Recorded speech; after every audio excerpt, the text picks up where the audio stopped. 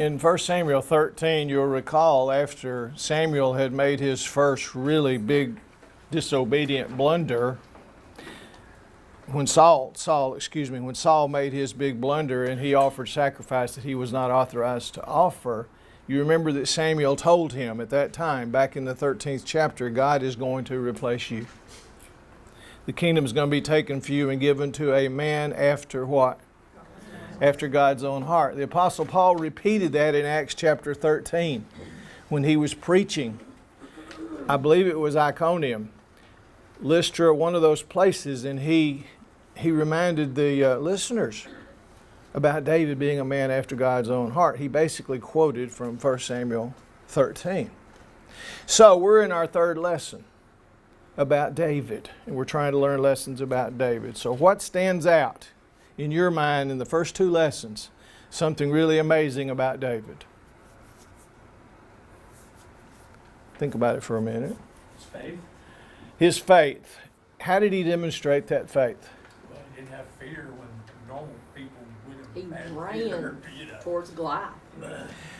That stands out in my mind. All the Israelites were doing what? Cowering. Shaking, backing away, afraid. Here's this young man who leaves the sheep, and he comes and he says, this is what I remember most about these early lessons. Who is this uncircumcised Philistine? He made him man. Yeah. It made David man. Made him, who is this uncircumcised Philistine that he can defy the armies of the living God? That's David. Faith. Great faith.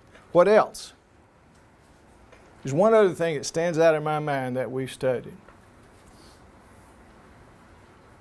Did he take credit for killing Goliath? Did he take credit for killing the bear and the lion? What did he say? God delivered. God delivered the bear. God delivered the lion. And God will deliver Goliath. It was all about God. Again, faith, humility, giving God the glory. Which is why we're in this assembly today, is to give God the glory. Yes, sir. A note there, yes, God delivered the lion, the bear, and Goliath. David still had to take action though too. Yeah. So God didn't just strike him down. That's right. David still had him to So another characteristic then, Garrett, is his courageousness, the courage he had. He was tough. And we're going to see that as we continue into lesson 3. So when we enter lesson 3 here in chapter 18, who is king? Saul. Saul is still king. He's still in charge. He's still in control. This thing just didn't happen. Okay, Saul, you're out. Okay, David, you're in. When we read about the anointing of David initially, remember all the older sons were passed by and, Samuel said, is this all you got? No, there's another one. There's another son down keeping the sheep. And when he was brought up, he was anointed because God said, this is the one. This is the one I've chosen. But at that anointing, how public was it? How many people really knew at that point David would be king? It doesn't appear that it was very much known at all. I'm not sure his brothers even understood it. Maybe Jesse did. Jesse was an old man. Maybe he understood what this was all about. But we know that Samuel for sure knew it. But it doesn't seem to be just open knowledge. Saul's been told, I'm taking the kingdom from you. But do you think at this point in our lesson 3, that Saul really understood? No. He did not. And I don't think at this point that he had really come to a realization that I'm going to lose this kingdom. I have blown it and I have messed up. So as we come into this lesson today, we have some new characters. Who's the first one you think of? Jonathan. Who was Jonathan? He was Saul's son. Now, when we look at the first verse of chapter 18, it almost seems like that as soon as David said, I am the son of Jesse, the Bethlehemite, at the end of chapter 17, and then you read the first verse of 18, it's almost like immediately the souls of Jonathan and David were knit together and they were close. Did it happen immediately? It's not likely, is it, that this happened immediately? You know, when you read history, whether it's the history of King David, or whether you read American history or military history, basically you read about major events, battles, things the general did, things the general said, things the president did, things the president said, what Congress did. In between all that, as you read, and I know Elon reads a lot of history as I do, you sometimes you get to thinking, okay, this all happened just right there, and it didn't. There's huge gaps in between that aren't recorded. The Bible is the same way. So we don't know exactly how soon they became knit together, but they became like brothers. Jonathan loved David how? As his own soul. And he loved him so much he gave him what? He gave him gifts. What did he give him? He gave him everything he had, right? He gave him his robe. He gave him his armor. He gave him his sword. And they were knit together. Okay, now let's go to our study guide, because if we don't, we'll not be able to cover the events in 3 chapters unless we stick to the study guide. It's going to be important that we basically go through. And what I have tried to do in preparing us for the lessons is to list those things and a few questions that will keep us on track so that as we go through, we won't lose a lot of time. Yes, sir. I left my study guide at the house, but I was thinking at the time, is verse 2 covered where Saul took him that day and would not let him go to his father's house? I did not put that in the study guide. And I'm thinking that that's because of Jonathan's relationship with Saul. Yeah, says, well, that's... You're coming with me. I need you to stay around here for my son. That's a really good point. And I have so many notes in the margins of my Bible that I overlooked that one. But yeah, Saul said, you can't go home. You're not going to go back to Jesse's house. You're going to stay here with us. And so that relationship happened. Now, I started the study guide out by saying Saul resents David greatly. That should have been like number 3. I don't know. Sometimes I get in a hurry and the sequence is not quite right there. So we'll come back to that in a minute. But look at number 2. From the beginning, and we've already said this, their souls were knit together. Jonathan loved him as he loved his own soul. Now comes the beginning of Saul's anger and the beginning of his jealousy. And what triggered Saul's anger toward David? Because things were good. His son loves him. He's there. He plays the harp when that distressing spirit enters Saul and it soothes him and all seems good. And then all of a sudden, it's not good. What happened? His fame. His fame. He was so favored among all the people. He was favored by all of the servants of Saul. He was favored by the military. His fame was a big thing. And so when he came back from killing Goliath, and you know they routed the Philistines, and they ran them away, and they went into their tents and plundered their tents and all. When David came back from that, the women sang a song. They played music with tambourines, and they danced, and they sang a song. And in that song, what did they say? Saul's killed his thousands, but David his 10,000s. Maybe that happened as early as right after Goliath was killed, but it also, I think the text would bear out, it happened more than once. And I wanted to mention this about singing and playing instruments and music. I love music. I wish I could play an instrument. Music to me is a language I don't understand. The only thing I understand about it is it's beautiful and I love to listen to it. And most of you know I'm a 60s rock and roll guy, but I am beginning to appreciate country music too. But I love music. Most of all, I love what God put in the church, a cappella singing. There's nothing in the world like it. And I appreciate our song leaders. But you have to be musicians. A good song leader has to read notes. He has to know what's in. I don't read those notes. Some of you do. It's all just, might as well be Russian to me.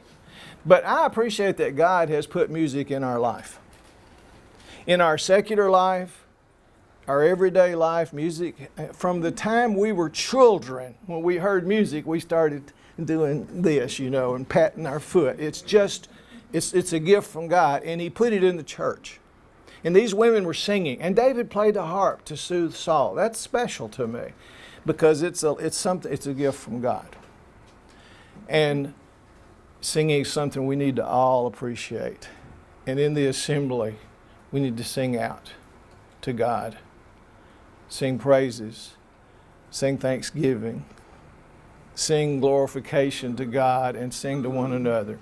Several years ago, we had a singing meeting when I was an elder in West Tennessee. It wasn't a gospel meeting per se. We had a song leader come, and he did a singing meeting. First thing he did is emphasize singing to one another.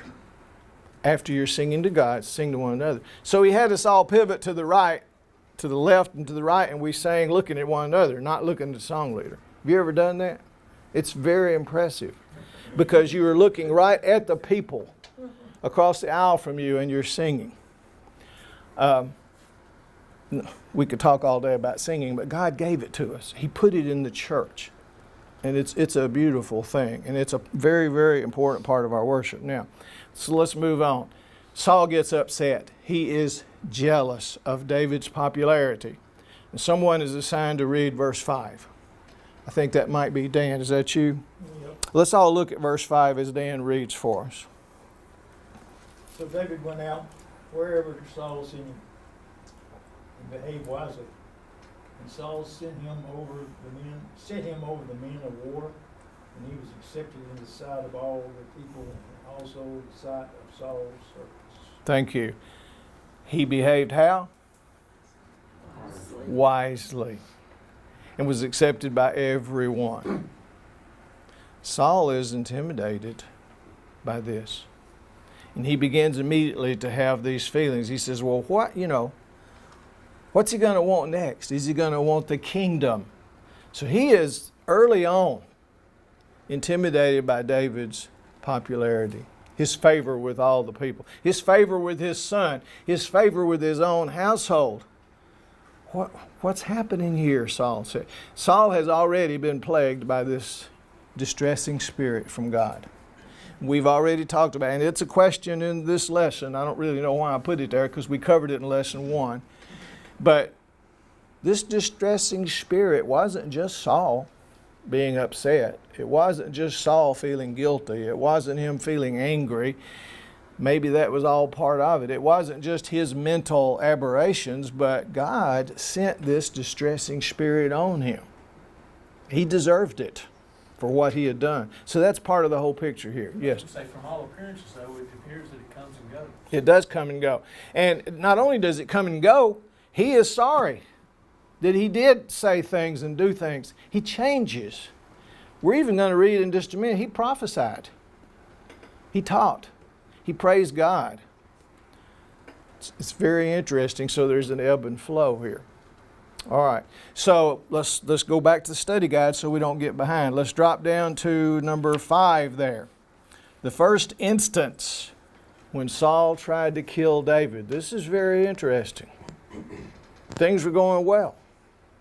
David's playing the harp. Saul's in a mood. He's in a mood. David's playing the harp. And someone is assigned to read a couple of verses here, verses 10 and 11 of chapter 18. Who got that assignment? Okay, Elon's going to read 10 and 11 for us. Okay, it should be 12. It should be 12. I think I told you 12. Excuse me.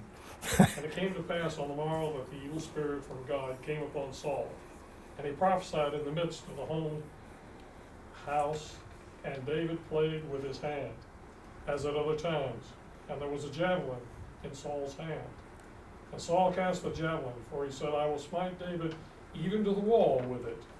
And David avoided out of his presence twice. And Saul was afraid of David because the Lord was with him and was departed from Saul. Okay. Bad times are coming. He literally tried to pin him to the wall with a spear while David's playing for him. So he's in this distressed spirit. But notice, what did he do right before this? It seems very out of place. What does prophesied mean? It's not a negative thing, is it? It's not a distressing spirit from God, is it? When one prophesies in the Bible, what are they doing? They're foretelling something. It may be that they are foretelling the future, but it goes far beyond that. Often we think of prophesying as what a prophet does and foretelling the future. Actually, prophesying covers other areas like what? Speaking for God. Speaking for God. Very well put. Teaching. Publicly praising God. Publicly praying. These would all fall under the category of prophesying. So here is Saul. David's playing. Saul prophesies in some way, we don't know what, but then he's just overcome with all these feelings and he tries to kill him. How many times? Twice. Not once, but twice.